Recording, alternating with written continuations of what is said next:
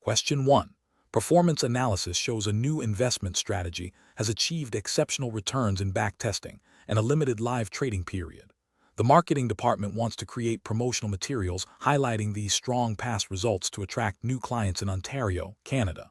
As a supervisory analyst registered in Ontario, what is the most appropriate course of action regarding the proposed marketing materials? Option A. Advise the marketing department to make minor adjustments to the language, such as adding a disclaimer about past performance not guaranteeing future results, without a deep dive into the substance of the performance claims. Option B. Conduct a thorough review of the marketing materials to ensure they accurately represent past performance, clearly disclose all associated risks, and do not imply future guaranteed returns, in compliance with the Securities Exchange Act of 1934 anti-fraud provisions. Option C. Approve the marketing materials immediately to capitalize on the positive performance data and meet the firm's client acquisition goals for the quarter. Option D. Inform the marketing department that their understanding of client interest is key and they should proceed with the materials as drafted, as the focus should be on generating business. The correct answer is B. Conduct a thorough review of the marketing materials to ensure they accurately represent past performance, clearly disclose all associated risks, and do not imply future guaranteed returns, in compliance with the Securities Exchange Act of 1934 anti-fraud provisions. Explanation. Scenario analysis. This scenario presents a professional challenge because it requires a supervisory analyst to balance the firm's desire for growth and client acquisition with the stringent requirements of the Securities Exchange Act of 1934, specifically regarding the prevention of manipulative and deceptive practices. The pressure to meet performance metrics can create an environment where ethical boundaries are tested, necessitating a robust understanding of regulatory obligations to ensure compliance and protect both the firm and its clients. Correct approach analysis. The best professional practice involves a thorough review of the proposed marketing materials to ensure they are not misleading or manipulative, and that they accurately reflect the risks and potential rewards of the investment strategy. This approach directly aligns with the anti-fraud provisions of the Securities Exchange Act of 1934, particularly Section 10(b) and Rule 10(b)(5), which prohibit the use of any manipulative or deceptive device in connection with the purchase or sale of securities. A supervisory analyst has a duty to ensure that all communications disseminated by the firm are fair, balanced, and do not omit material facts that could mislead investors. This includes scrutinizing claims about performance and ensuring they are not presented in a way that suggests guaranteed returns or downplays inherent risks. Incorrect approaches analysis. One incorrect approach involves approving the marketing materials immediately to capitalize on the perceived market opportunity and meet sales targets. This fails to uphold the supervisory analyst's responsibility under the Securities Exchange Act of 1934 to prevent manipulative practices. By rushing approval without due diligence, the analyst risks disseminating misleading information, which could lead to investor losses and significant regulatory penalties for the firm.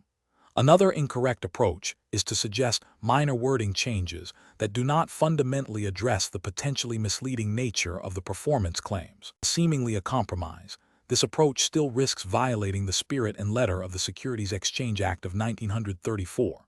If the core message remains exaggerated or omits crucial risk disclosures, the superficial edits will not absolve the firm of liability for deceptive practices.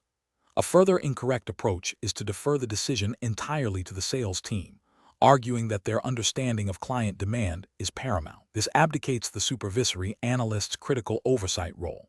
The Securities Exchange Act of 1934 places the responsibility for ensuring compliant communications squarely on the firm and its supervisors, not solely on the sales force, who may be incentivized to overlook regulatory concerns in favor of closing deals. Professional reasoning.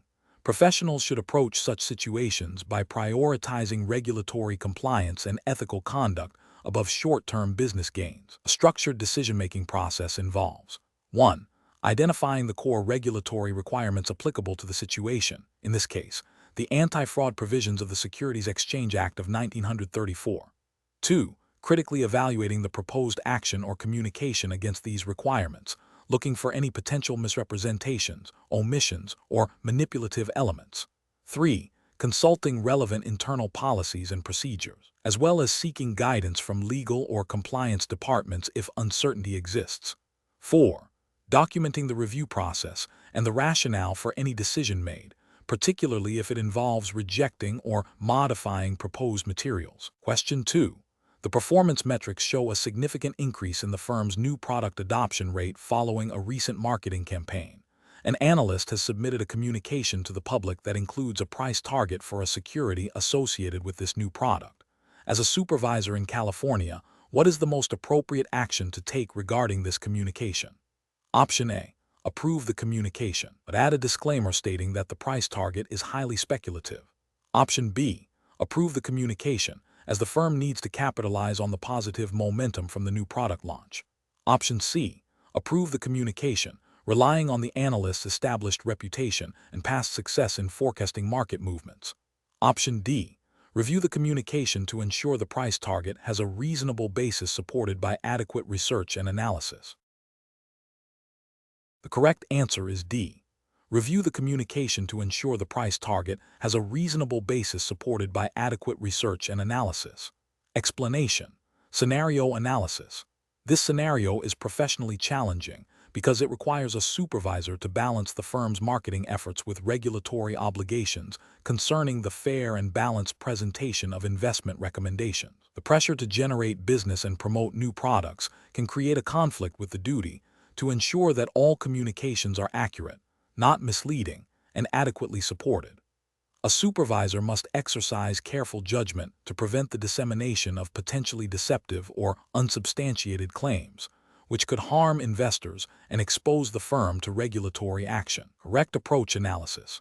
The best professional practice involves a thorough review of the communication to ensure that any price target or recommendation has a reasonable basis and is supported by adequate research and analysis.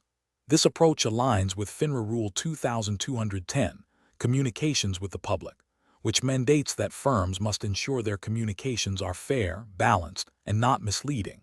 Specifically, recommendations must be based on the reasonable belief that they are suitable for the investor to whom they are directed and must disclose any material conflicts of interest. A reasonable basis for a price target means that the projection is derived from credible data, sound methodologies, and logical assumptions, and that these underlying factors are documented. Incorrect approach is analysis. One incorrect approach is to approve the communication based solely on the fact that the analyst is experienced and has a good track record. While an analyst's experience is valuable, it does not automatically validate a specific price target or recommendation. Regulatory rules require an objective assessment of the basis for the recommendation, not just the reputation of the individual making it. This approach fails to meet the reasonable basis requirement and could lead to the dissemination of unsupported or overly optimistic price targets. Another incorrect approach is to approve the communication because the firm is launching a new product and needs to generate excitement. This prioritizes business objectives over regulatory compliance and investor protection. Marketing hype or the desire to promote a new offering cannot justify making recommendations or price targets that lack a sound, documented basis. This approach violates the principle of fair dealing with customers and the requirement for truthful and non-misleading communications. A further incorrect approach is to approve the communication with a disclaimer stating that the price target is speculative. While disclaimers are important, they cannot cure a fundamental lack of a reasonable basis for a recommendation. A disclaimer might mitigate some risk if the underlying recommendation is sound, but carries inherent uncertainty.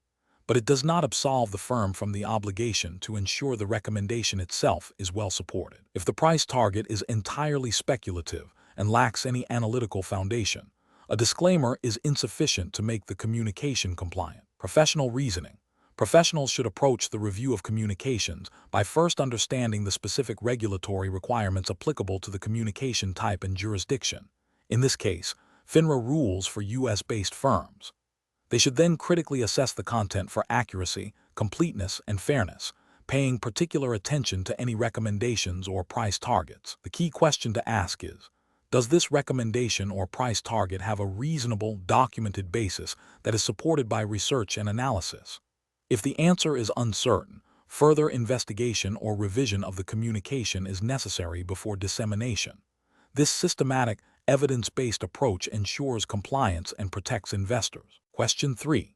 Investigation of a draft research report prepared by a junior analyst for a client newsletter in California. A supervisory analyst notices several statements that express strong convictions about future market movements and include anecdotal information from industry contacts that are not independently verified. The report is otherwise well-researched and presents factual data accurately. What is the most appropriate action for the supervisory analyst to take to ensure compliance with FINRA rules regarding communications with the public? Option A. Approve the report as is, assuming the analyst's insights are valuable for clients and that a general understanding of market sentiment is implied. Option B. Advise the analyst to add a broad disclaimer at the beginning of the report stating that the content may include speculative information and is not guaranteed. Option C. Review the report to ensure that all statements of opinion or rumor are clearly identified as such or removed if they cannot be substantiated, while factual data remains intact. Option D. Instruct the analyst to remove all subjective commentary and personal opinions, leaving only the raw, verifiable data points in the report. The correct answer is C. Review the report to ensure that all statements of opinion or rumor are clearly identified as such, or removed if they cannot be substantiated, while factual data remains intact. Explanation. Scenario analysis. This scenario presents a professional challenge because it requires a supervisory analyst to review communications that blur the lines between factual reporting and speculative commentary. The firm's reputation and the potential for regulatory scrutiny hinge on the clarity and accuracy of client communications. Failure to distinguish fact from opinion or rumor can lead to client confusion, misinformed investment decisions, and potential violations of FINRA rules regarding fair dealing and misleading communications. The supervisory analyst must exercise careful judgment to ensure that all client-facing materials are compliant and ethically sound. Correct approach analysis. The best approach involves meticulously reviewing the analyst's report to identify any statements that are not directly supported by verifiable facts. For each instance where opinion or rumor is present, the analyst must ensure that it is clearly labeled as such, or that the statement is removed if it cannot be substantiated or is presented as fact. This approach directly addresses the requirement to distinguish fact from opinion or rumor, preventing the communication from misleading clients or violating FINRA Rule 2210, communications with the public. By ensuring that opinions are clearly identified as such and not presented as factual certainties, the firm upholds its obligation to provide fair and balanced information. Incorrect approaches analysis. One incorrect approach is to approve the report without any modifications, assuming that the analyst's intent was to provide a comprehensive market outlook. This fails to meet the supervisory obligation to ensure communications are not misleading. Presenting opinions or rumors as factual statements, even if well-intentioned, violates FINRA Rule 2210 by not distinguishing between verifiable information and subjective viewpoints. Another incorrect approach is to remove all subjective commentary and opinions from the report, leaving only dry, factual data. While this avoids misrepresenting opinions as facts, it may also strip the report of valuable insights and analysis that clients expect from a research report. The goal is not to eliminate opinion, but to clearly delineate it from fact, and this approach overcorrects by removing potentially useful, albeit subjective, commentary without proper labeling. A third incorrect approach is to ask the analyst to simply add a general disclaimer at the end of the report, stating that all information is subject to change and may contain opinions.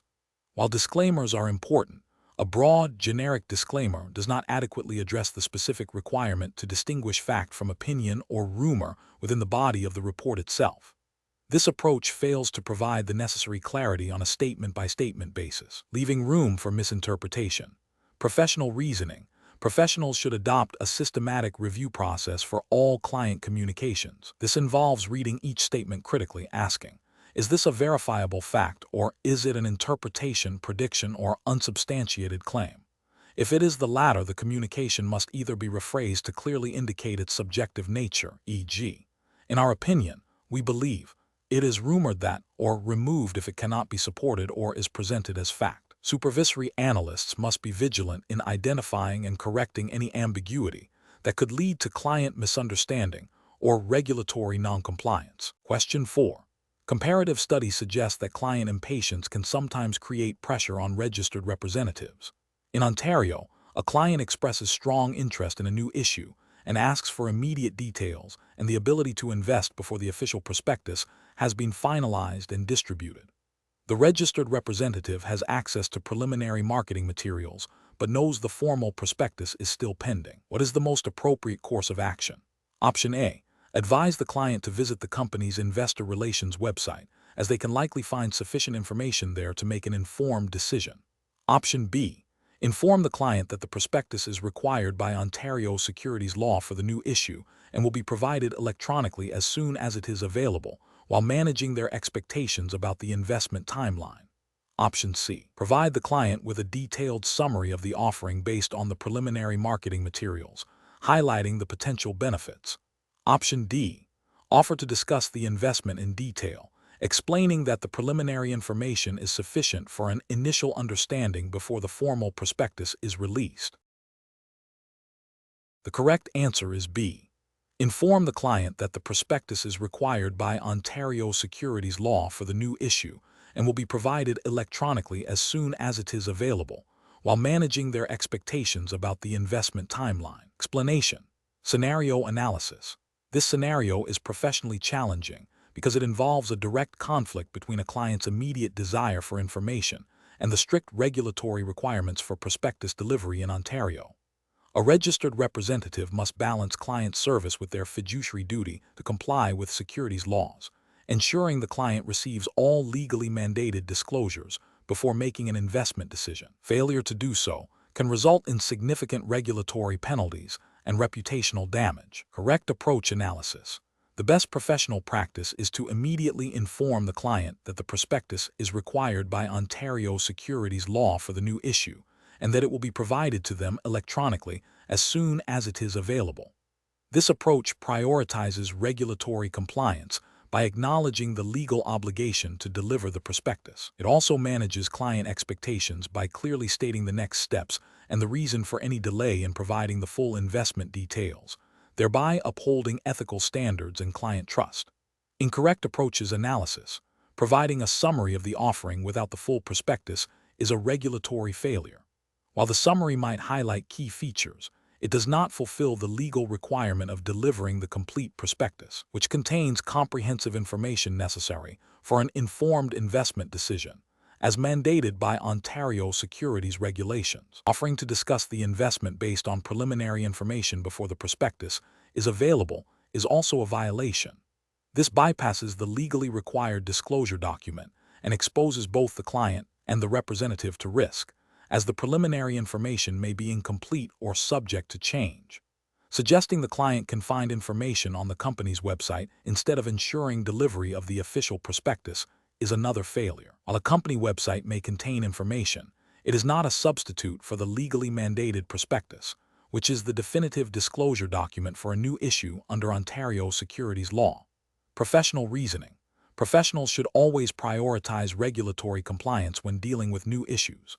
The first step is to identify the specific legal requirements for prospectus delivery in the relevant jurisdiction, Ontario in this case. If a client expresses interest before the prospectus is available, the professional's duty is to explain the regulatory necessity of the prospectus and commit to delivering it promptly.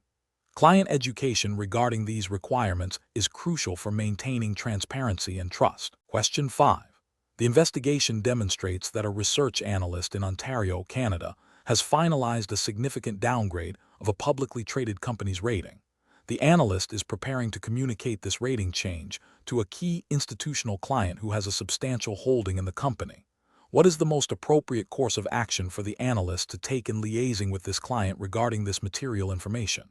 Option A. Provide the institutional client with the rating change information and its rationale several hours before the public announcement, allowing them time to act on it before the broader market is aware.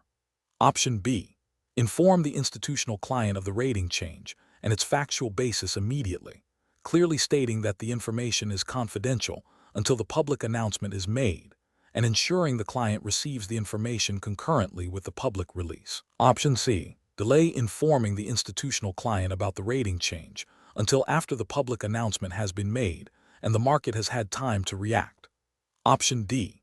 Communicate the rating change verbally to the institutional client without providing any written documentation or rationale, and without emphasizing its confidential nature until public release. Correct answer is B. Inform the institutional client of the rating change and its factual basis immediately, clearly stating that the information is confidential until the public announcement is made, and ensuring the client receives the information concurrently with the public release. Explanation. The investigation demonstrates a scenario where a research analyst in Ontario, Canada, is tasked with communicating a significant change in a company's rating to a key institutional client. This situation is professionally challenging because it requires balancing the need for timely and accurate information dissemination with the regulatory obligations to ensure fair dealing and prevent market abuse. The analyst must navigate potential conflicts of interest, maintain client confidentiality, and adhere to the ethical standards expected of registered individuals under the Ontario Securities Commission (OSC) regulations. The pressure to provide a competitive edge to a favored client must be carefully managed against the broader responsibility to the market. The best approach involves immediately informing the institutional client of the rating change, providing them with the same factual basis and rationale that will be made public, and clearly stating that the information is confidential until the public announcement. This approach aligns with the OSC's focus on fair disclosure and preventing selective disclosure of material non-public information. By providing the client with the information simultaneously with the public release and emphasizing its confidential nature until that point, the analyst ensures that the client does not gain an unfair advantage. This respects the principle of fair dealing with clients and upholds the integrity of the market by avoiding preferential treatment that could be construed as market manipulation or insider trading. An incorrect approach would be to provide the institutional client with the rating change information and its rationale several hours before the public announcement, allowing them time to act on it before the broader market is aware. This constitutes selective disclosure of material non-public information, which is a direct violation of OSC regulations designed to ensure fair and orderly markets. It creates an uneven playing field and can lead to accusations of market manipulation. Another incorrect approach would be to delay informing the institutional client until after the public announcement has been made and the market has had time to react. While this avoids selective disclosure, it fails to adequately serve the client's needs for timely information, potentially damaging the client relationship and failing to meet the firm's obligations to provide prompt and accurate communication. It also misses an opportunity to explain the rationale behind the rating change, which is a crucial part of the liaison function. A further incorrect approach would be to only communicate the rating change verbally to the institutional client without providing any written documentation or rationale, and without emphasizing its confidential nature until public release. This lack of clear communication and documentation increases the risk of misunderstandings and can make it difficult to demonstrate compliance with fair disclosure requirements if questioned by regulators. It also falls short of the professional standard for providing comprehensive and verifiable information. Professionals should employ a decision-making process that prioritizes regulatory compliance and ethical conduct. This involves understanding the specific obligations under OSC rules regarding fair disclosure and market integrity. When faced with communicating material changes, the process should include identifying the material nature of the information, determining the appropriate timing and method of disclosure to ensure simultaneous access for all market participants, and clearly communicating any confidentiality restrictions to recipients. Documenting all communications and the rationale behind them is also a critical step in demonstrating adherence to regulatory standards. Question 6. In Ontario, a supervisory analyst is considering purchasing shares of a publicly traded company for their personal investment account. The analyst believes this company's stock is undervalued and has no direct knowledge of any material non-public information. However, the company is a client of their firm, and the analyst's firm has a policy requiring pre-approval for all personal trades in securities of client companies. What is the most appropriate course of action for the supervisory analyst to take? Option A. Purchase the shares and then inform the compliance department of the executed trade as soon as possible. Option B. Execute the trade immediately, as the analyst has no insider information and the company is a client of the firm. Option C. Submit a request to the firm's compliance department for pre-approval of the trade, providing details of the intended purchase. Option D. Proceed with the trade, reasoning that the stock is widely traded and the analyst's personal purchase will have no significant market impact. The correct answer is C. Submit a request to the firm's compliance department for pre-approval of the trade, providing details of the intended purchase. Explanation. Scenario analysis. This scenario presents a common challenge for supervisory analysts in Ontario, Canada, involving potential conflicts of interest and the need to maintain market integrity. The core difficulty lies in balancing personal financial interests with the firm's duty to its clients and the regulatory obligations under Ontario securities law, specifically the Ontario Securities Commission. OSC. Rule 31-505. The analyst must navigate the potential for insider information or preferential treatment, which could lead to unfair advantages and breaches of trust. The firm's policies and procedures are designed to mitigate these risks, and adherence is paramount. Correct approach analysis. The best professional practice involves proactively disclosing the intended trade to the firm's compliance department and awaiting their approval before executing the trade. This approach aligns directly with the principles of fair dealing and market integrity mandated by OSC Rule 31-505, which requires registered firms and their representatives to act honestly and in good faith. By seeking pre-approval, the analyst demonstrates transparency and allows the firm to assess any potential conflicts of interest or breaches of firm policy. This ensures that the trade does not involve material non-public information or create an appearance of impropriety, thereby protecting both the firm and its clients. Incorrect approaches analysis. One incorrect approach involves executing the trade immediately without any prior notification to the firm. This directly violates the spirit and letter of firm policies designed to monitor personal trading and prevent conflicts of interest.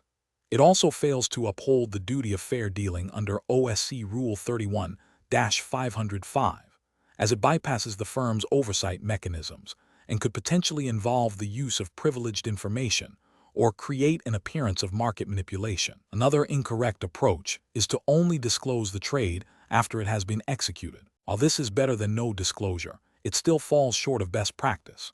The firm's ability to intervene and prevent a problematic trade is significantly diminished once the transaction is complete. This approach does not adequately address the potential for conflicts of interest or the misuse of information that may arise during the trading process, and it may still be considered a breach of firm policy if pre-approval is required. A third incorrect approach is to rely solely on the fact that the securities are widely traded and the trade size is small. While these factors might reduce the immediate impact of a single trade, they do not negate the fundamental requirement for disclosure and adherence to firm policies. Regulatory obligations and firm procedures are in place to prevent even seemingly minor infractions that could escalate or set a precedent for more serious misconduct. The potential for a conflict of interest or the appearance of impropriety still exists, regardless of the trade's perceived insignificance. Professional reasoning. Professionals in Ontario should adopt a proactive and transparent approach to personal trading. When considering a trade in a security that could potentially present a conflict of interest or fall under firm policy restriction, the decision-making process should begin with a thorough review of the firm's internal policies and procedures. If there is any ambiguity, or if the trade involves a security that the firm covers or has clients invested in, the next step is to consult with the compliance department. Seeking pre-approval is the most prudent course of action, as it allows for an objective assessment of the situation and ensures compliance with regulatory requirements and ethical standards. This process protects the individual, the firm, and the integrity of the market. Question 7. The control framework reveals that a research analyst in Ontario has prepared a new research report on a publicly traded company and accompanying social media posts intended to drive traffic to the report.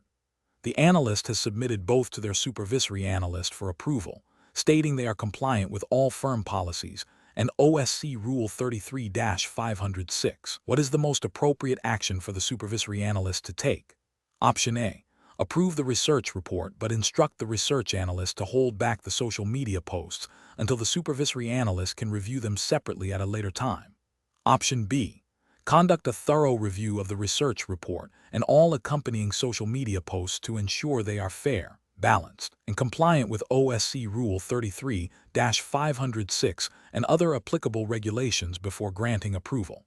Option C. Immediately approve the research report and social media posts to ensure timely dissemination to clients and the market, given the analyst's assurance of compliance. Option D. Approve the research report and social media posts based on the research analyst's assurance that they are compliant, as the analyst is experienced and trusted. Correct answer is B.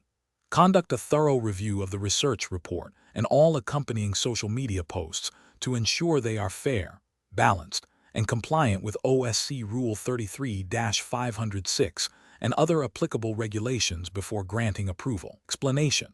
The control framework reveals a common challenge for supervisory analysts in Ontario, balancing the need for timely research dissemination with the stringent requirements of the Ontario Securities Commission OSC, Rule 33-506, particularly regarding the fair dissemination of research. The scenario is professionally challenging because it requires the analyst to make a judgment call under pressure, where a delay could impact market perception and client relationships, but an immediate release without proper review could lead to regulatory violations and reputational damage. Careful judgment is required to navigate these competing interests while upholding regulatory obligations. The best approach involves the supervisory analyst conducting a thorough review of the research report and its accompanying communications to ensure it complies with OSC Rule 33-506. This includes verifying that the research is balanced, not misleading, and that any potential conflicts of interest are adequately disclosed. The analyst must confirm that the communication accurately reflects the research findings and does not present opinions as facts without proper qualification. This approach is correct because it directly addresses the core responsibility of a supervisory analyst under Ontario securities law, to ensure that research communications are fair, balanced, and compliant with all applicable regulations, thereby protecting investors and market integrity. Releasing the research report and accompanying social media posts immediately without a comprehensive review by the supervisory analyst is professionally unacceptable. This failure to conduct due diligence directly contravenes the supervisory analyst's obligation to review and approve research communications. It risks disseminating potentially unbalanced or misleading information to the market, violating the principles of fair dissemination mandated by OSC Rule 33-506, and potentially exposing the firm to regulatory sanctions. Another unacceptable approach is to approve the research report, but instruct the research analyst to hold back the social media posts until a later, unspecified time. While this attempts to control the dissemination, it creates an internal inconsistency and does not guarantee that the social media content, when eventually released, will be properly reviewed in conjunction with the full research report. This fragmented approach can lead to confusion and does not fulfill the supervisory analyst's duty to oversee all related communications. Finally, proving the research report and social media posts based solely on the research analyst's assurance that they are compliant is also professionally unsound. The supervisory analyst's role is not to delegate their oversight responsibility, but to actively exercise it.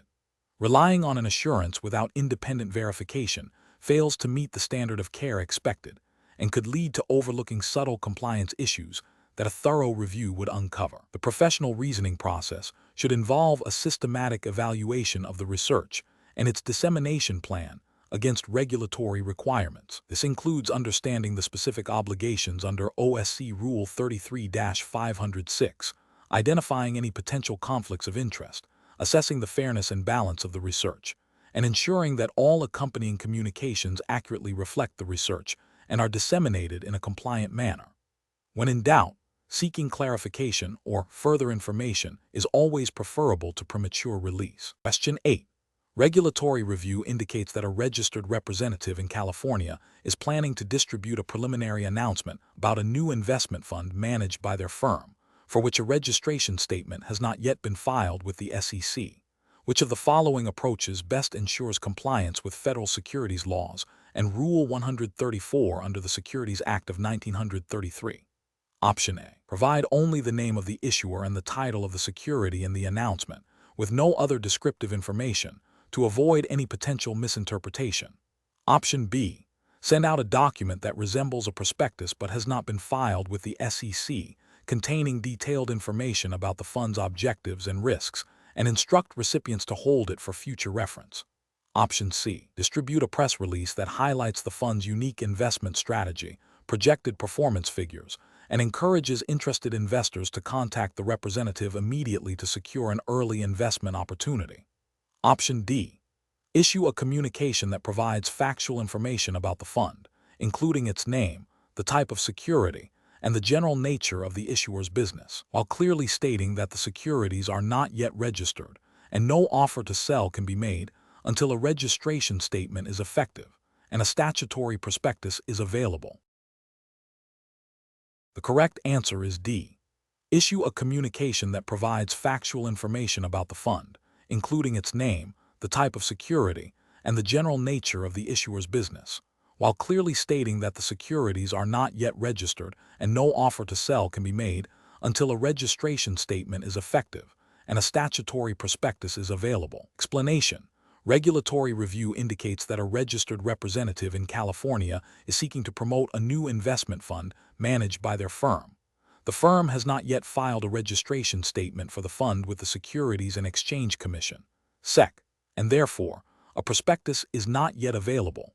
The representative wants to send out a preliminary announcement to a list of potential investors. This scenario is professionally challenging because it requires balancing the firm's desire to generate interest in a new product with the stringent regulatory requirements designed to protect investors from misleading or incomplete information. Missteps can lead to significant regulatory sanctions, reputational damage, and potential investor lawsuits. Careful judgment is required to ensure that any communication, even if preliminary, does not inadvertently constitute an illegal offer or sale of securities. The best professional approach involves carefully crafting a communication that is informational and educational in nature, without soliciting an offer to buy or sell the securities. This communication should clearly state that the securities are not yet registered, that no offer to sell can be made, and that no order to buy can be accepted until the registration statement is effective and a statutory prospectus is available. It should also avoid any language that could be construed as a guarantee of returns or a prediction of future performance. This approach aligns with the spirit and letter of SEC Rule 134 under the Securities Act of 1933, which permits certain limited communications that are not deemed a prospectus, provided they meet specific content and delivery requirements. By adhering to these guidelines, the firm and representative can inform potential investors without violating registration requirements. An incorrect approach would be to issue a press release that includes specific details about the fund's investment strategy, projected returns, and a call to action for interested parties to contact the representative immediately to reserve their allocation. This would likely be considered a general solicitation and an offer to sell unregistered securities, violating Section 5 of the Securities Act of 1933. Another incorrect approach would be to distribute a red herring prospectus that has not been properly filed with the SEC. While a red herring prospectus is a preliminary document, it still requires filing and has specific rules regarding its distribution and content. Sending an unfiled document would be a clear violation. Finally, a communication that merely provides the name of the issuer and the title of the security, without any further descriptive information, might be too restrictive and fail to provide sufficient context for potential investors, potentially leading to confusion or missed opportunities, though it would be less egregious than an offer to sell. However, the goal is to provide informative, compliant communication, and overly sparse information might not achieve that. Professionals should employ a decision-making framework that prioritizes regulatory compliance above all else.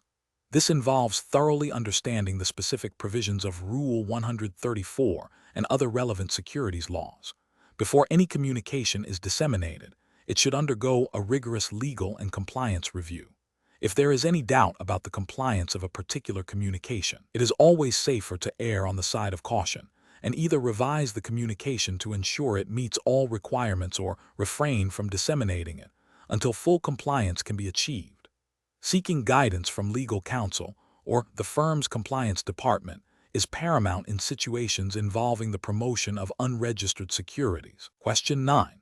Consider a scenario where a registered representative in Ontario, Canada, is experiencing a severe personal health crisis that significantly impacts their ability to focus and complete their required continuing education credits before the MFDA annual deadline. What is the most appropriate course of action to ensure compliance with MFDA Rule 1240? Option A. Prioritize personal recovery and ignore the CE requirements until fully recovered, believing that regulatory bodies will understand and overlook the missed deadlines due to the health issue. Option B. Assume that a documented personal health crisis automatically grants an exemption from MFDA Rule 1240 CE requirements without any formal notification. Option C. Continue to perform registered activities as usual and plan to complete all missed CE credits as soon as their health improves, assuming the personal crisis will excuse the delay. Option D. Immediately contact the MFDA and their sponsoring firm to explain the extenuating circumstances and inquire about potential extensions or relief for the CE requirements. The correct answer is D. Immediately contact the MFDA and their sponsoring firm to explain the extenuating circumstances and inquire about potential extensions or relief for the CE requirements. Explanation. Scenario analysis. This scenario presents a challenge for a registered representative in Ontario, Canada, regarding compliance with continuing education, C. requirements under the Mutual Fund Dealers Association of Canada, MFDA, Rule 1240. The representative is facing a personal health crisis that directly impacts their ability to fulfill their professional obligations. The challenge lies in balancing personal well-being with regulatory compliance, ensuring that client interests are protected, and that the representative maintains their registration status without violating MFDA rules.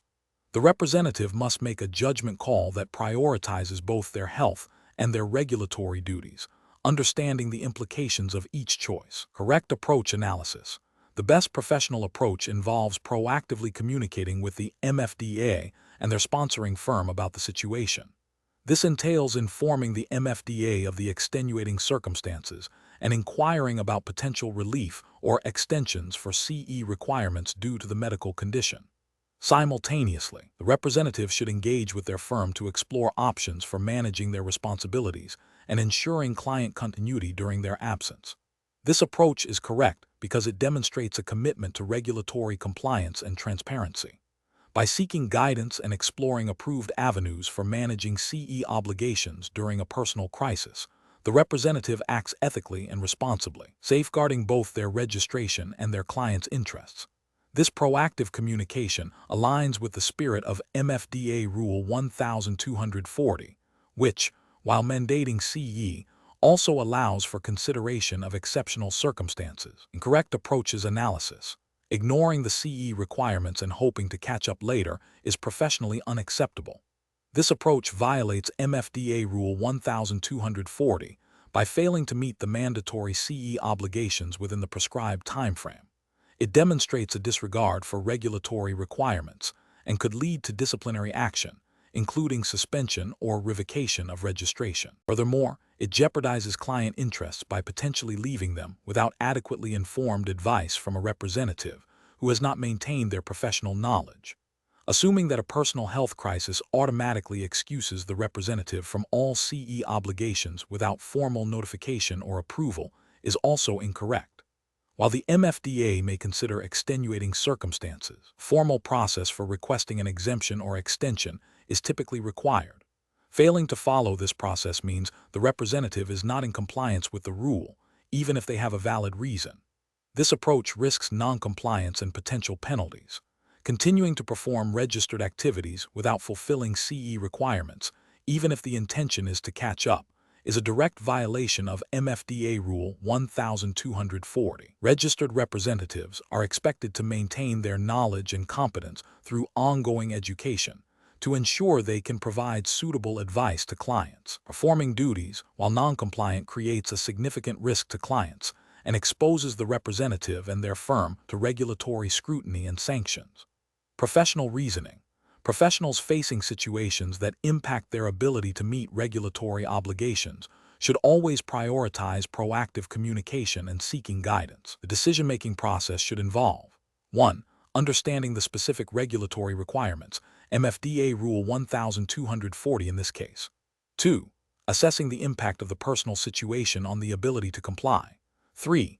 Immediately contacting the relevant regulatory body, MFDA, and the sponsoring firm to explain the circumstances and inquire about available options, such as extensions or temporary relief. 4. Documenting all communications and decisions.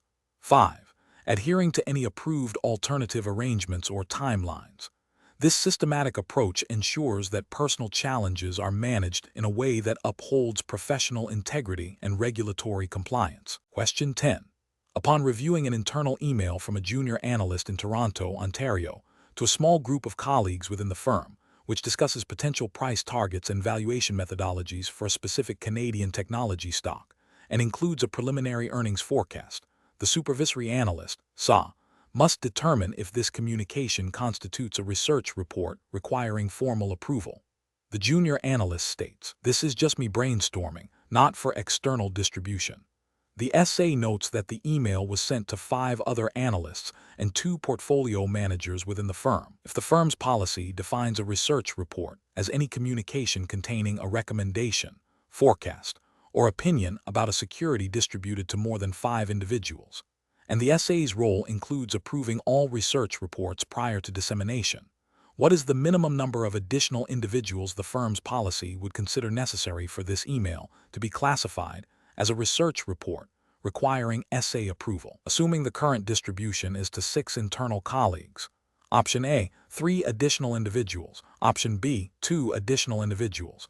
Option C, 1 additional individual. Option D, 0 additional individuals. Correct answer is C, 1 additional individual. Explanation: scenario analysis. This scenario presents a common challenge for supervisory analysts in Ontario, Canada, involving the classification of communications and the associated approval requirements under the Investment Industry Regulatory Organization of Canada, IIROC rules. The core difficulty lies in accurately distinguishing between a preliminary research idea and a formal research report, which carries significant compliance obligations. Misclassification can lead to regulatory breaches, reputational damage, and potential disciplinary action.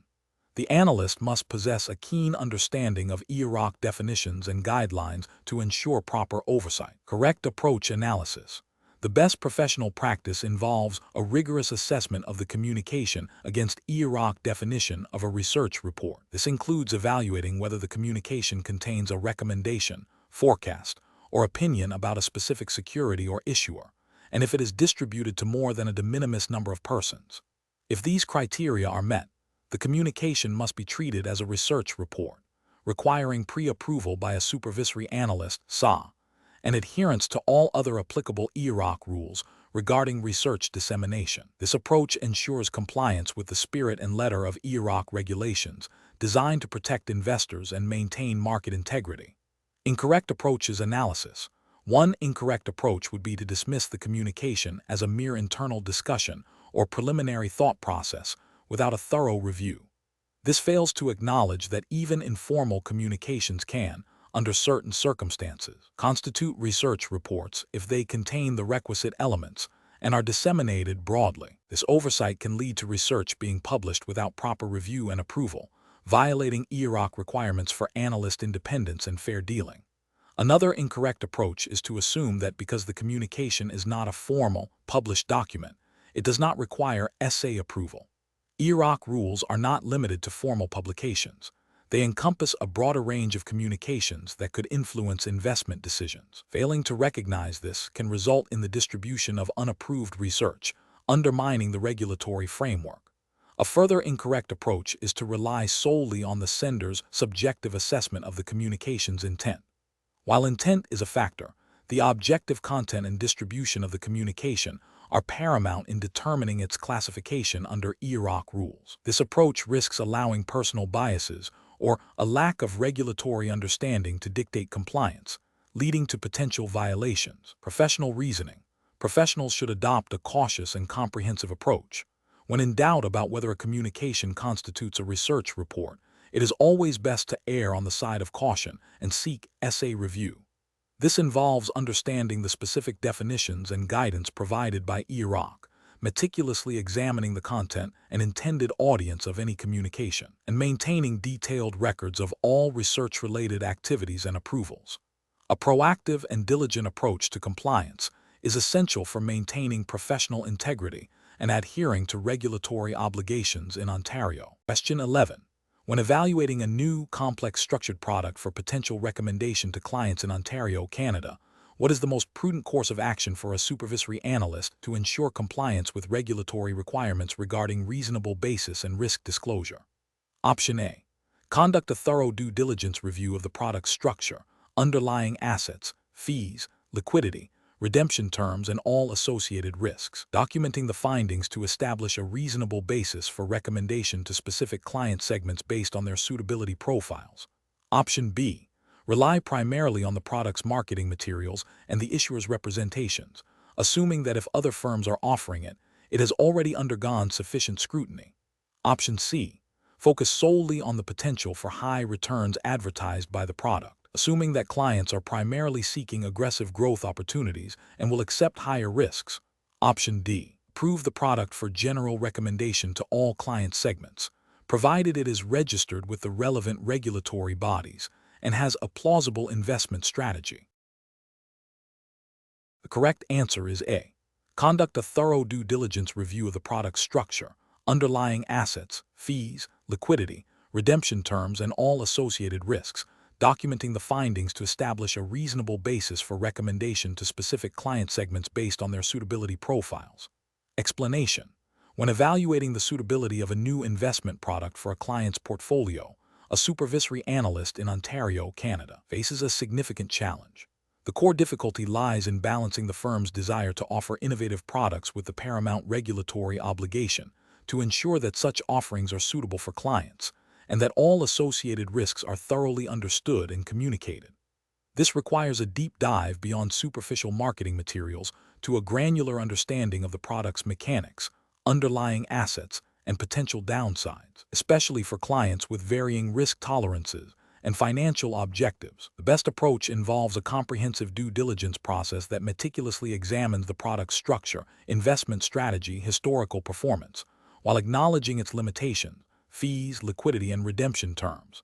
This includes a thorough assessment of the specific risks inherent in the product, such as market risk, credit risk, liquidity risk, and any unique risks associated with its asset class or structure. Crucially, this assessment must be documented and form the basis for determining if the product has a reasonable basis for recommendation to specific client segments, considering their suitability profiles. This aligns with the principles of investor protection mandated by the Ontario Securities Commission (OSC) and the Investment Industry Regulatory Organization of Canada (IIROC), which emphasize the need for registered individuals to have a reasonable basis for making recommendations and to act in the best interests of their clients. An approach that relies solely on the product's marketing materials and a general understanding of its asset class is professionally unacceptable. This fails to meet the reasonable basis requirement because it bypasses the critical step of independent, in-depth analysis. The OSC and IIROC expect supervisors to ensure that their registered representatives understand the products they recommend, not just what the issuer claims. Relying on marketing materials alone can lead to misrepresentation of risks and a failure to identify potential conflicts of interest. Another unacceptable approach is to approve the product for recommendation based on the fact that other firms are offering it. Regulatory compliance is not determined by industry popularity. The OSC and IIROC require each firm and its representatives to conduct their own due diligence. The mere fact that a product is available elsewhere does not absolve a firm of its responsibility to assess its suitability and risks independently. This approach demonstrates a lack of professional skepticism and a failure to uphold the firm's fiduciary duty to its clients. Finally, approving the product without a clear understanding of how it fits within a client's overall financial plan and risk tolerance is also a significant failure. While the product itself might have a reasonable basis for existence, its recommendation to a specific client must be grounded in that client's individual circumstances. The OSC and IIROC regulations require suitability assessments that go beyond the product itself to consider the client's objectives, risk tolerance, financial situation, and investment knowledge. Professionals should adopt a structured decision-making process that begins with a clear understanding of the regulatory expectations for product due diligence and suitability. This involves establishing internal policies and procedures that mandate thorough risk assessments, documentation of findings, and a clear link between product characteristics and client profiles. When faced with a new product, supervisors should ask, what are the specific risks? How do these risks align with our firm's risk appetite and our clients' risk tolerances?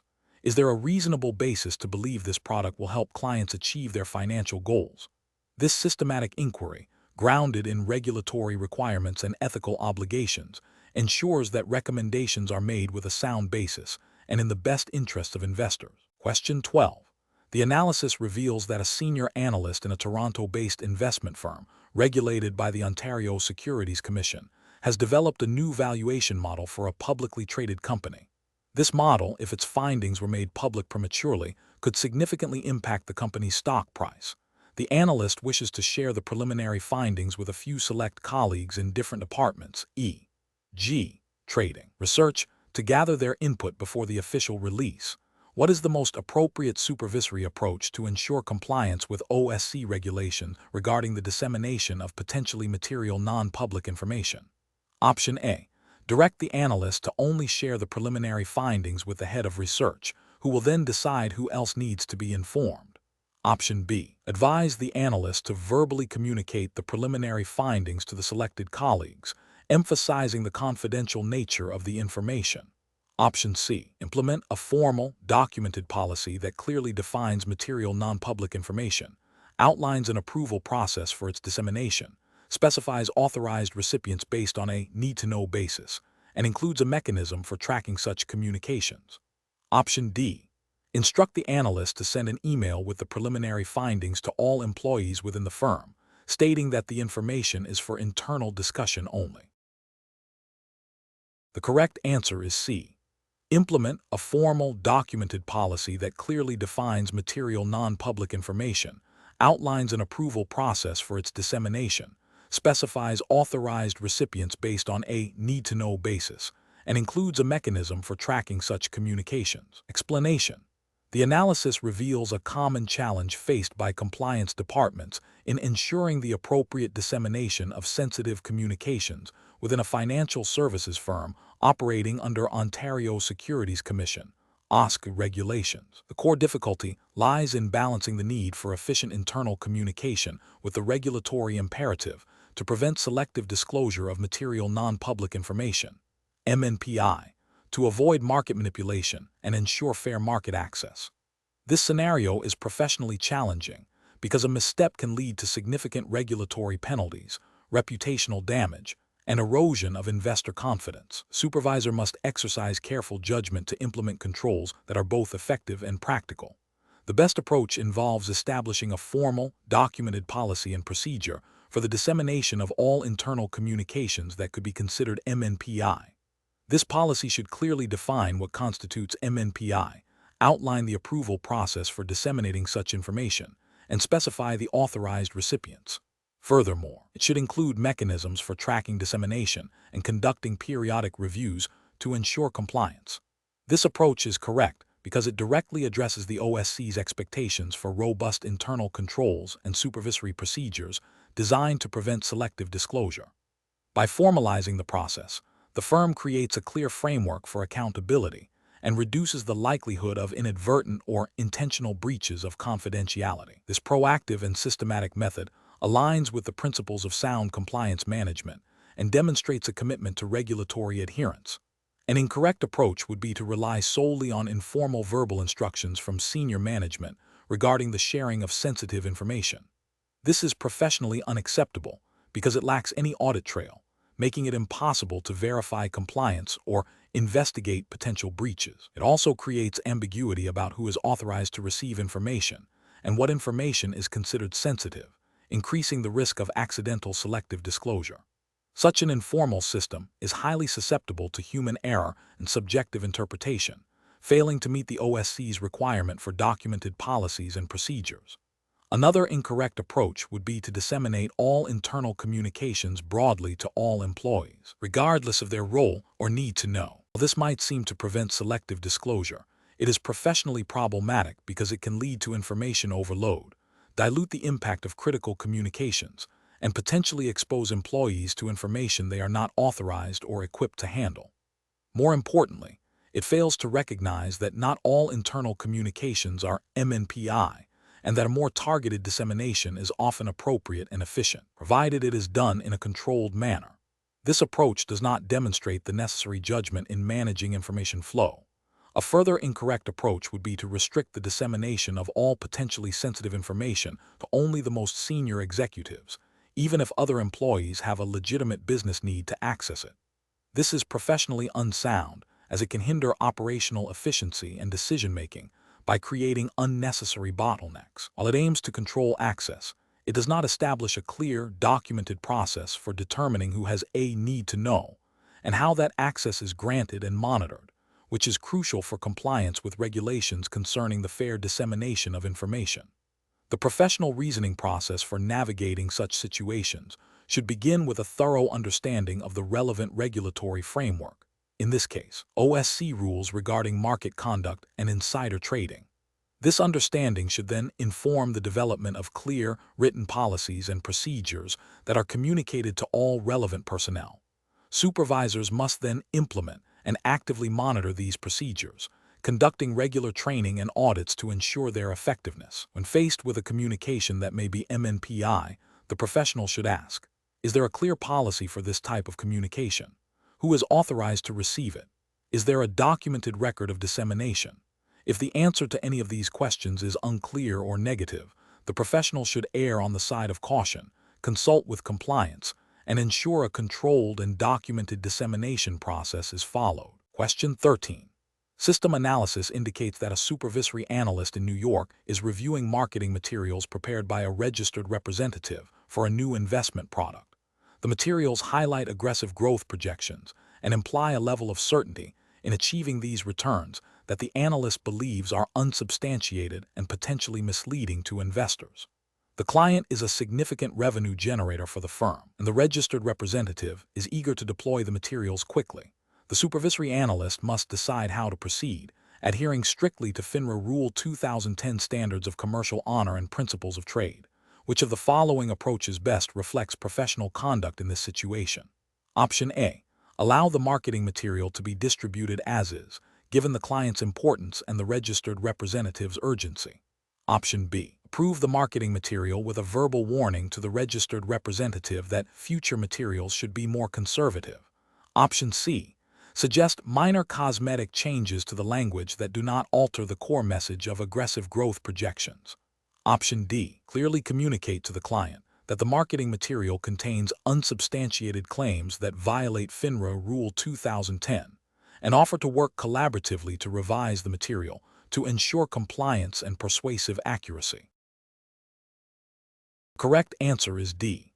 Clearly communicate to the client that the marketing material contains unsubstantiated claims that violate FINRA Rule 2010, and offer to work collaboratively to revise the material to ensure compliance and persuasive accuracy. Explanation. Scenario analysis.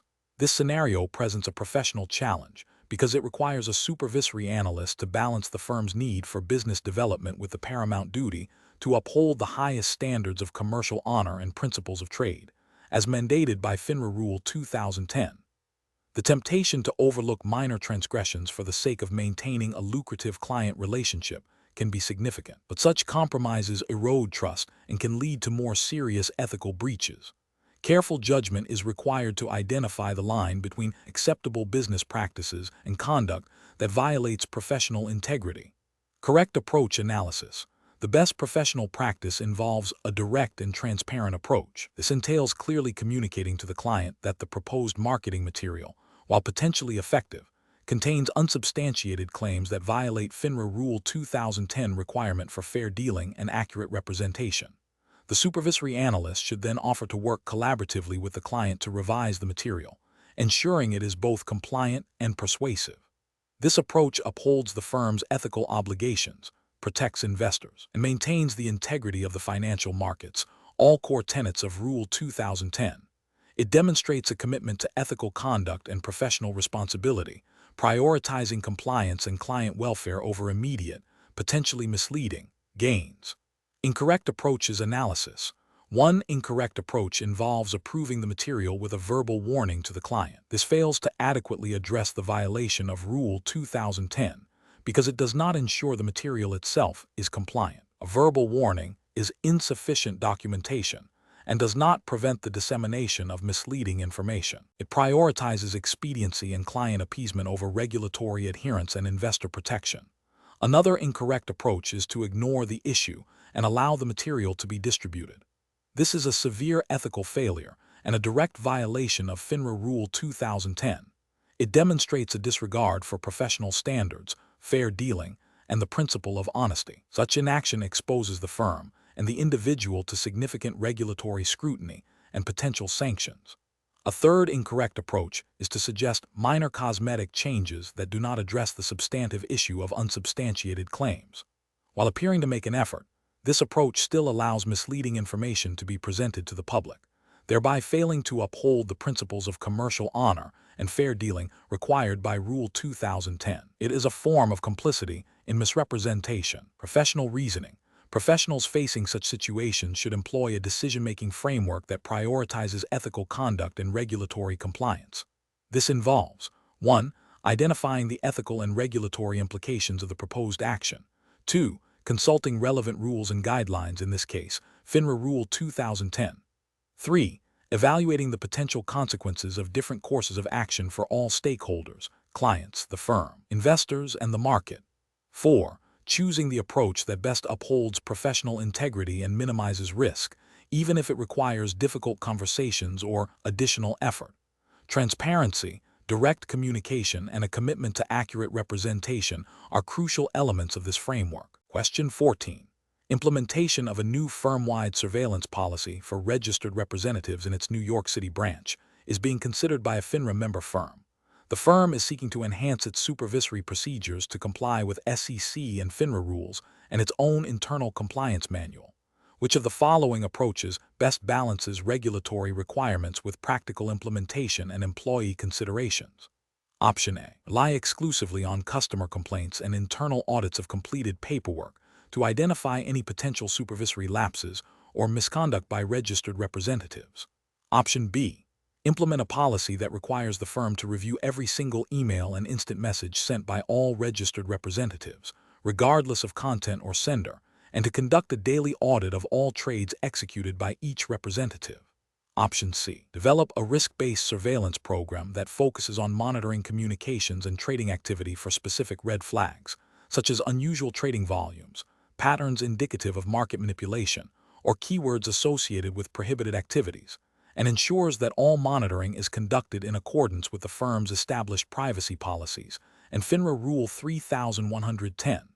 Option D. Empower each registered representative to self-monitor their own activities and report any potential compliance issues they identify to the compliance department on a voluntary, ad hoc basis. The correct answer is C. Develop a risk-based surveillance program that focuses on monitoring communications and trading activity for specific red flags, such as unusual trading volumes, patterns indicative of market manipulation, or keywords associated with prohibited activities, and ensures that all monitoring is conducted in accordance with the firm's established privacy policies and FINRA Rule 3110. Explanation. This scenario presents a professional challenge because it requires a supervisory analyst to balance the firm's obligation to supervise its registered representatives with the need to avoid unduly burdensome or intrusive surveillance that could infringe upon employee privacy or create a hostile work environment. The core of the challenge lies in identifying and addressing potential misconduct without overstepping boundaries or implementing policies that are not reasonably tailored to regulatory requirements. Careful judgment is required to ensure that surveillance methods are effective, compliant with SEC and FINRA rules, and align with the firm's own established policies and procedures. The correct approach involves implementing a surveillance system that is risk-based and focuses on specific activities known to be associated with misconduct, such as unusual trading patterns, excessive customer complaints, or communications flagged for suspicious content. This approach is correct because it directly addresses FINRA Rule 3110, supervision, and the SEC's expectations for firms to have robust supervisory systems reasonably designed to achieve compliance with applicable securities laws and regulations. By focusing on high-risk areas, the firm can efficiently allocate resources, minimize the potential for false positives, and ensure that surveillance efforts are targeted and effective in detecting violations. This method respects employee privacy by not engaging in indiscriminate monitoring and aligns with the principle of proportionality in supervision. An incorrect approach would be to implement a blanket policy of monitoring all employee communications and trading activity without any risk assessment or specific triggers. This is professionally unacceptable because it is overly broad, potentially violates privacy expectations, and may not be cost-effective or efficient. While it might capture some misconduct, it would likely generate a significant volume of irrelevant data, making it difficult to identify actual violations, and potentially leading to a breach of FINRA Rule 3110 by failing to have a system reasonably designed to detect misconduct. Furthermore, such an indiscriminate approach could be seen as a violation of firm policies if those policies require a more targeted surveillance strategy. Another incorrect approach would be to rely solely on customer complaints to identify supervisory issues. This is professionally unacceptable because it is a reactive rather than a proactive supervisory strategy. FINRA Rule 3110 requires firms to have systems in place to prevent violations, not just to detect them after harm has occurred. Waiting for customer complaints means that misconduct may have already impacted clients, and the firm would be failing in its duty to supervise and protect investors. This approach also fails to address potential misconduct that might not result in a customer complaint, such as insider trading or market manipulation among employees. A final incorrect approach would be to delegate all supervisory responsibilities to individual registered representatives without any oversight from a designated supervisor. This is professionally unacceptable, as it directly contravenes the fundamental principles of supervision mandated by FINRA Rule 3110. Supervisors are explicitly required to oversee the activities of those they supervise. A firm cannot abdicate its supervisory responsibilities by assuming that individual representatives will self-regulate effectively. This approach creates a significant gap in the firm's compliance framework and leaves the firm vulnerable to widespread misconduct. Professionals should adopt a decision-making process that prioritizes a risk-based approach to supervision. This involves understanding the firm's business, identifying potential areas of misconduct, and designing surveillance systems that are tailored to those risks. It also requires regular review and updating of these systems to ensure their continued effectiveness and compliance with evolving regulatory expectations. Ethical considerations, such as employee privacy and fairness, should be integrated into the design and implementation of any surveillance program. Question 15. To address the challenge of ensuring accurate and complete record-keeping for a registered representative submitted client communication logs in Ontario, Canada, which of the following supervisory actions would best uphold the regulatory framework and ethical standards? Option A.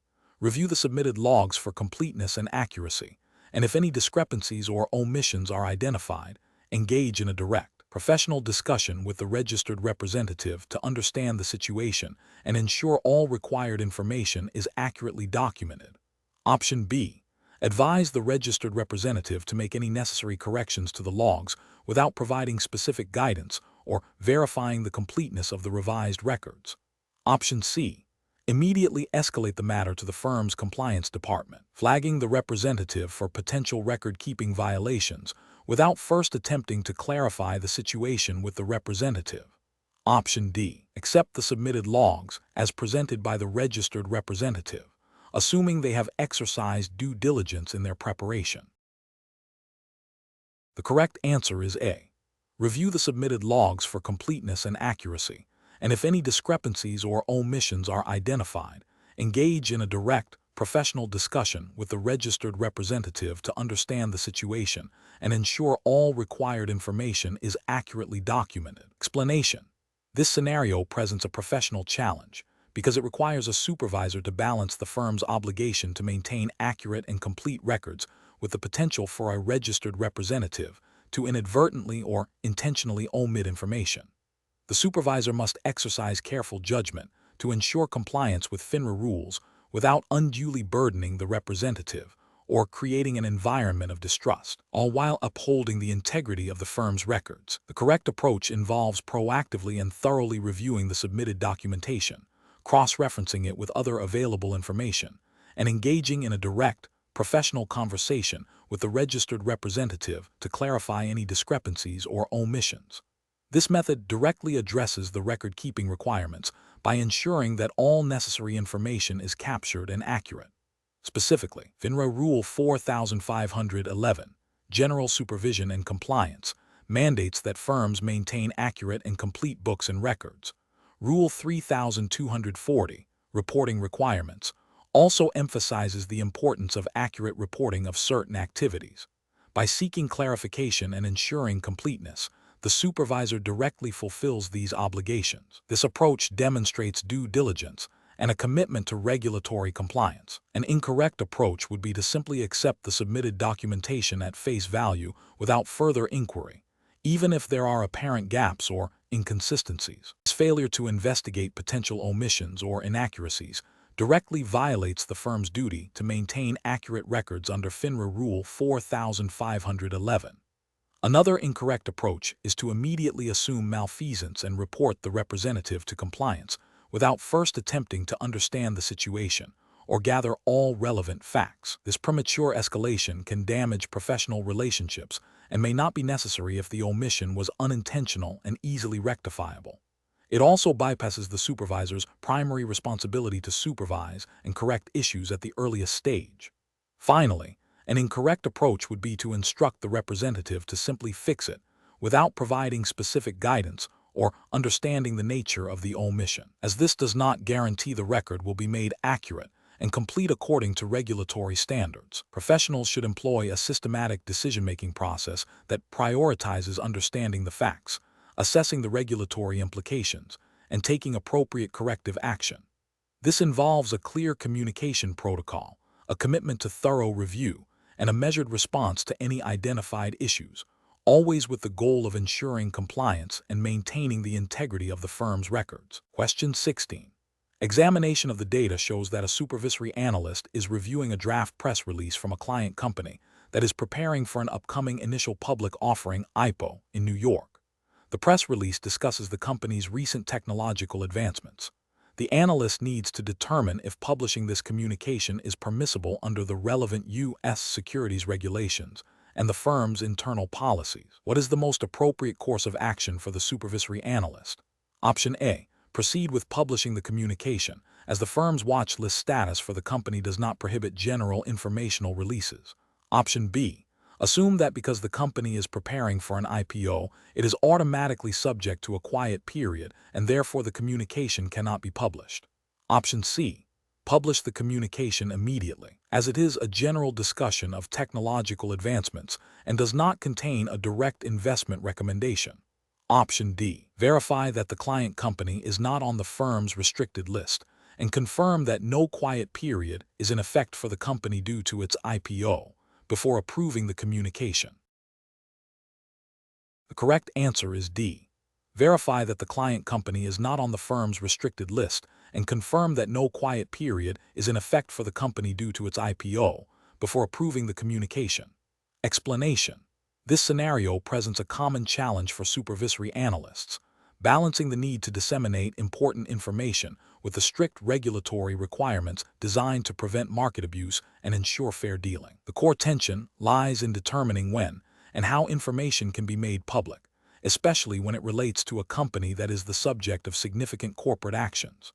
The firm's internal policies, particularly regarding restricted and watch lists, and the existence of a quiet period, are critical factors that must be navigated to avoid regulatory violations. The best approach involves a thorough review of the firm's internal policies and relevant regulatory guidance before any communication is published. This means confirming that the company in question is not on the firm's restricted list, which would prohibit any public communication. It also requires verifying that the company is not subject to a quiet period, a mandated timeframe during which public communications are restricted, typically around significant corporate events like an initial public offering, IPO, or merger. Furthermore, the analyst must ensure that the communication itself does not inadvertently disclose material non-public information or create the appearance of market manipulation.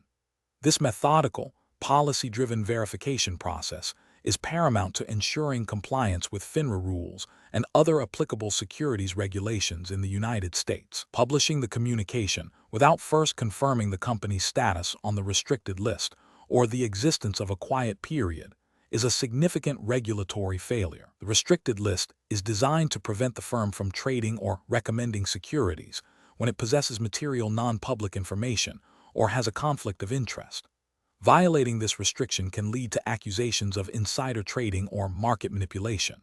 Similarly, disregarding a quiet period, which is often imposed by regulators or the company itself to allow for orderly market absorption of new information, can undermine the integrity of the market and lead to unfair advantages for those who receive information prematurely. Another incorrect approach is to assume that because the communication is general in nature, it is automatically permissible. Regulatory scrutiny is not limited to explicit recommendations. Any public communication that could influence investment decisions or market perception is subject to review. If the general communication, even without a direct recommendation, touches upon aspects of the company that are subject to a quiet period or restricted list status, it can still constitute a violation. The intent behind the communication is less important than its potential impact and adherence to established rules. Finally, relying solely on the absence of a direct recommendation within the communication as a basis for publication is insufficient. While a direct recommendation is a clear trigger for scrutiny, the broader context of the company's status, e.g., on a watch list, subject to a quiet period, and the potential for the communication to be misconstrued or to indirectly influence market behavior must be considered. The firm has a responsibility to supervise all communications, not just those that are overtly promotional. Professionals should adopt a proactive and diligent approach. When faced with a communication that might involve a company subject to specific restrictions, the decision-making process should begin with a comprehensive understanding of the firm's internal policies and the relevant regulatory landscape. This involves consulting compliance departments, checking internal lists, restricted watch, and confirming any applicable quiet periods. If there is any doubt, the communication should not be published until all concerns are addressed and cleared by the appropriate compliance personnel. This systematic review ensures that the firm upholds its supervisory obligations and protects the integrity of the markets. Question 17. Research into a new biotechnology company's promising gene editing technology has generated significant excitement within the firm. As a supervisory analyst in California, you are reviewing a draft research report prepared by a junior analyst that highlights the company's innovative approach and its potential to disrupt the pharmaceutical market. The draft report uses phrases such as unprecedented breakthrough, guaranteed to reshape patient care, and investors can expect exponential growth. What is the most appropriate action for the supervisory analyst to take? Option A. Instruct the junior analyst to focus the report solely on the technical aspects of the gene editing technology, believing that a purely scientific explanation will inherently be balanced and objective. Option B. Prove the report as is, recognizing the junior analyst's enthusiasm and the significant potential of the technology, assuming investors will understand the inherent risks of early-stage biotechnology investments. Option C. Require the junior analyst to revise the report to include a balanced discussion of potential risks, competitive landscape, and regulatory challenges, while removing promissory and exaggerated language, ensuring all statements are factual and supportable. Option D. Advise the junior analyst to add a disclaimer at the end of the report stating that all statements are opinions and not guarantees, which should sufficiently mitigate any concerns about promissory language. The correct answer is C. Require the junior analyst to revise the report to include a balanced discussion of potential risks, competitive landscape, and regulatory challenges, while removing promissory and exaggerated language, ensuring all statements are factual and supportable. Explanation.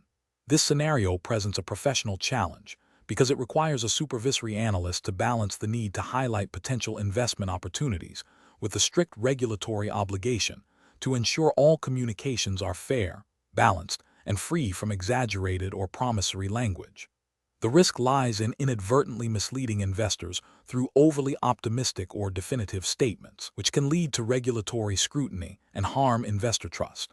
Careful judgment is required to ensure that enthusiasm for a particular security does not overshadow a balanced presentation of risks and potential outcomes. The best approach involves presenting a thorough analysis that includes both the potential upside and the inherent risks associated with the investment.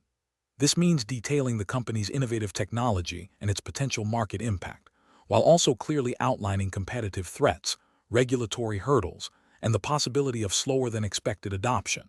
Such a balanced report, grounded in factual analysis and avoiding speculative or guaranteed outcomes, aligns with the principles of fair dealing and investor protection mandated by FINRA rules, specifically Rule 2210 regarding communications with the public.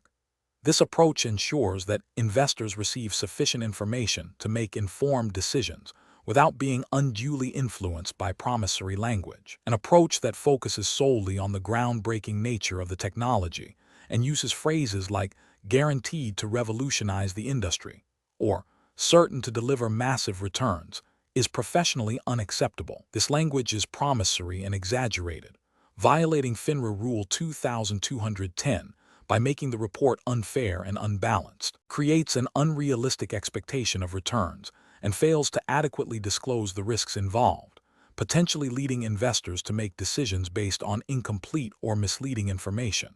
Another professionally unacceptable approach is to present the information in a way that downplays or omits any potential downsides or challenges.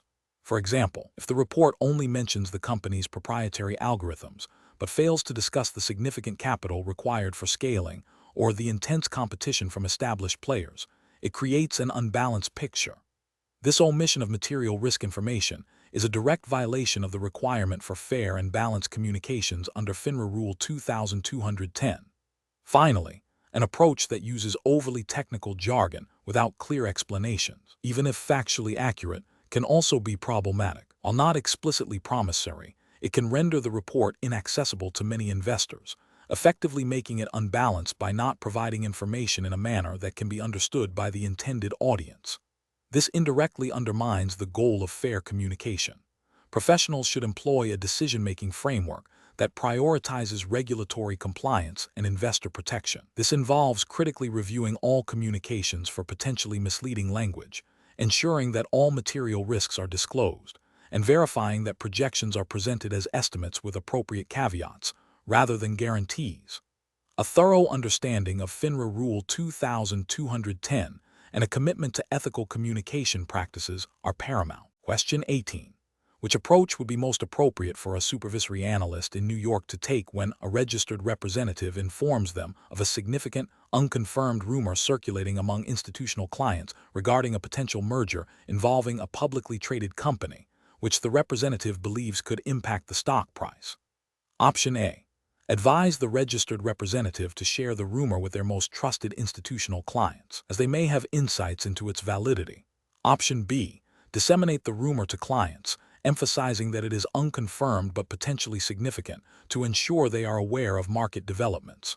Option C. Forward the rumor to the compliance department for review without taking any immediate action to verify or disseminate it. Option D. Immediately verify the rumor's accuracy through multiple independent and reputable financial news sources and official company statements before considering any communication with clients. The correct answer is D.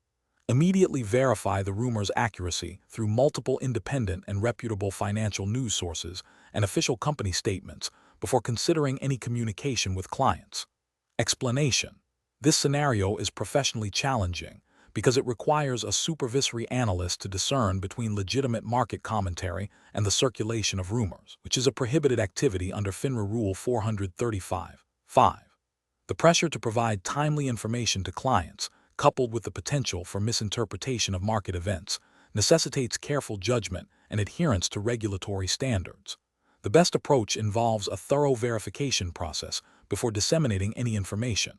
This means confirming the accuracy of any purported news or market-moving information through reliable, independent sources. This aligns with the ethical obligation to ensure that all communications with customers are fair and balanced, and do not contain false or misleading statements. FINRA Rule 435.5 specifically prohibits the circulation of rumors, and by verifying information, The analyst directly prevents the dissemination of unconfirmed and potentially false market intelligence, thereby upholding the integrity of the market and protecting investors. Circulating information without verification is a direct violation of FINRA Rule 435.5. This approach fails to uphold the duty of care owed to clients and the broader market. It risks spreading misinformation, which can lead to unwarranted market volatility and investor losses, and exposes the firm to regulatory scrutiny and potential disciplinary action. Another incorrect approach involves relying solely on the source of the information, even if the source is a known client or a seemingly reputable individual. While client relationships are important, they do not supersede regulatory obligations. The rule against circulating rumors is absolute and does not permit exceptions based on the perceived credibility of the source. This approach neglects the independent verification required by the rule and the ethical imperative to ensure accuracy in all client communications. A professional decision-making framework in such situations should begin with a clear understanding of the relevant regulations, specifically FINRA Rule 435.5. The analyst must then critically evaluate the nature of the information received. If the information is not readily verifiable through established news outlets or official company statements, it should be treated with extreme caution. The default action should be to refrain from disseminating the information until its accuracy can be confirmed. If confirmation is not possible, the information should be disregarded for client communication purposes. This systematic process ensures that all communications are factual, balanced, and compliant with regulatory requirements, thereby protecting both the firm and its clients. Question 19. Cost-benefit analysis shows that expediting the onboarding of a promising new sales associate in California would significantly boost team performance. The associate has submitted their Form U4 and is awaiting FINRA approval for their Series 7 license, but has expressed eagerness to begin discussing investment strategies with prospective clients. As the registered principal responsible for supervision, what is the most appropriate course of action to ensure compliance with FINRA Rule 1210? Option A. Delegate the responsibility of monitoring the associate's registration status to the Human Resources Department, assuming they will notify the sales team once approval is granted. Option B. Allow the new associate to engage in preliminary discussions about investment strategies with prospective clients, emphasizing that they are in the process of obtaining their license. Option C. Rely on the associate's assurance that their registration is imminent and permit them to begin discussing investment products, as long as a registered representative is present. Option D. Instruct the new associate to refrain from any client-facing activities that require Series 7 registration until FINRA approval is officially confirmed and their registration status is updated in the CRD system. The correct answer is D. Instruct the new associate to refrain from any client-facing activities that require Series 7 registration until FINRA approval is officially confirmed and their registration status is updated in the CRD system. Explanation. This scenario is professionally challenging because it requires a supervisor to balance the firm's operational needs with strict adherence to FINRA Rule 1210, which governs registration requirements for individuals associated with a broker-dealer. The supervisor must ensure that all individuals performing activities requiring registration are properly registered before engaging in those activities, even under pressure to onboard new staff quickly. Failure to do so can lead to regulatory violations, fines, and reputational damage for the firm. The correct approach involves proactively verifying the registration status of all new hires who will be performing functions that necessitate registration under FINRA Rule 1210. This means confirming that the individual has completed the required examinations, submitted the necessary filings, such as Form U4, and received approval from FINRA before allowing them to undertake any regulated activities. This proactive verification is crucial because it directly aligns with the regulatory mandate to ensure that only qualified and registered individuals represent the firm and interact with clients in a manner that requires registration. It prevents potential violations before they occur and demonstrates a commitment to compliance. An incorrect approach would be to allow the new hire to begin performing certain client-facing tasks that require registration, such as discussing investment products or providing recommendations, while the registration process is still pending. This is a direct violation of FINRA Rule 1210. as it permits unregistered individuals to engage in activities that are explicitly restricted to registered persons. The firm and the supervisor could face disciplinary action for this oversight. Another incorrect approach is to assume that because the individual has applied for registration and is undergoing background checks, they are implicitly permitted to perform some regulated duties.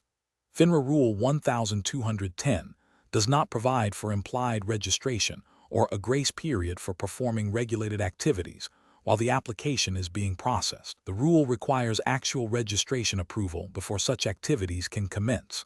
A final incorrect approach is to delegate the responsibility of verifying registration solely to the new hire or the Human Resources Department, without direct oversight from the registered principal responsible for supervision.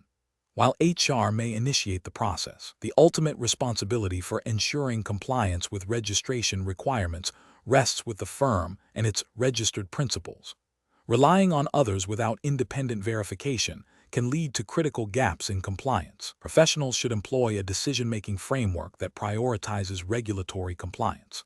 This involves understanding the specific activities that trigger registration requirements under FINRA Rule 1210, establishing clear internal procedures for verifying registration status for all new and transferring personnel, and ensuring that no individual engages in regulated activities until their registration is confirmed as approved by FINRA.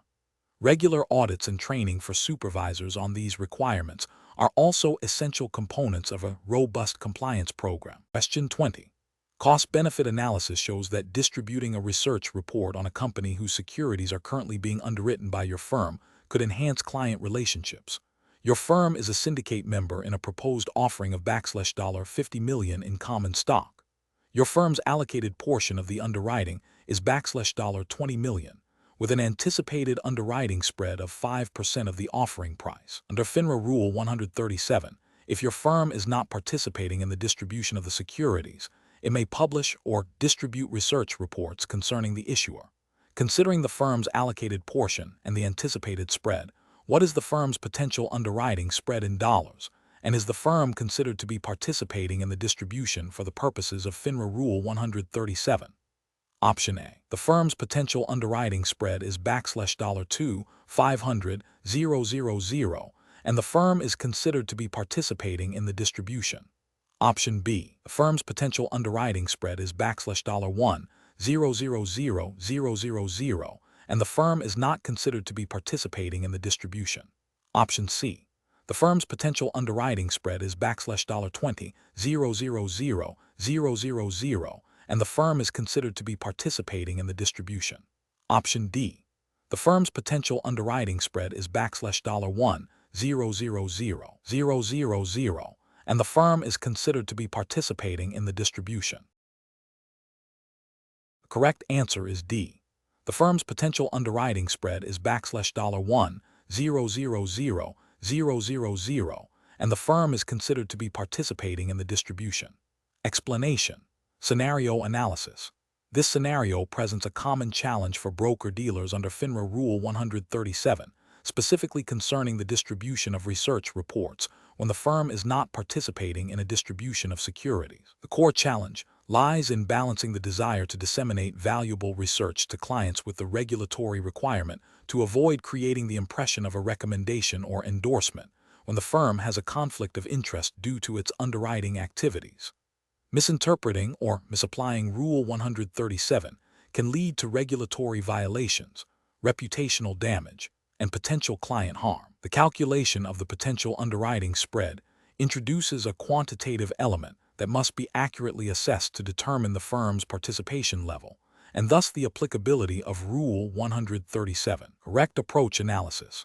The best professional practice involves a meticulous calculation of the firm's potential underwriting spread and a clear determination of whether it constitutes participation, as defined by the rule.